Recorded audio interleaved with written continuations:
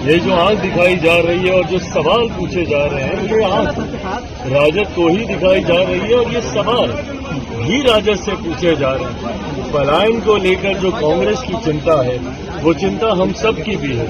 और उस चिंता की शुरुआत कहां से हुई? याद करें 90 का वो दशक।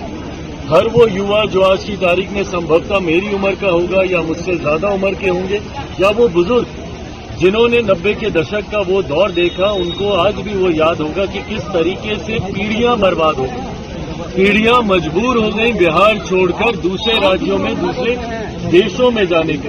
क्यों? क्योंकि 90 के दशक में जिस तरीके से जंगल राज का माहौल राजद की सरकार में बना दिया गया, जहां आए दिन अपराध, बलात्कार, लूटमार, डकैती, दुकानें दिन दहाड़े लूट लेना, व्यापारियों की हत्या कर देना, ये एक आम बात बन गई। जिस तरीके से उस वक्त आम बिहारियों ने भयभीत होकर यहां से पलायन करना शुरू किया, उनकी आंखों में वो दुख आज भी दिखाई देता है।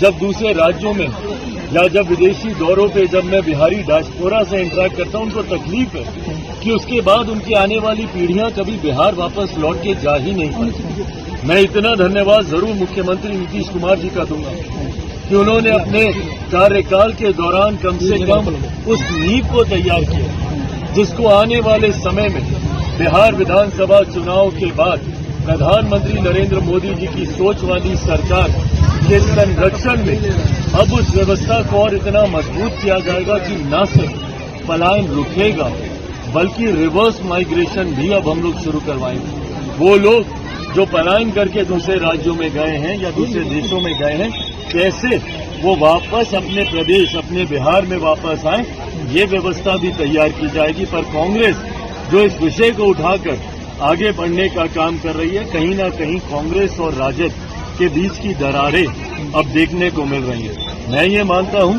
कि विधानसभा चुनाव आते आते तक महागठबंधन पूरी तरीके से धराशायी होगा। कांग्रेस वर्चस्व की लड़ाई में, और पहले भी कांग्रेस अलग से चुनाव लड़ चुकी है। 2019 का लोकसभा का चुनाव हम लोग देखें, उस वक्त भी कांग्रेस ने अलग चुनाव लड़ने का कार्य किया। मैं मानता हूं कि विधानसभा के चुनाव आते आते तक कांग्रेस राजद के मतभेद इतने बढ़ेंगे कि ये लोग अलग होकर चुनाव लड़ेंगे।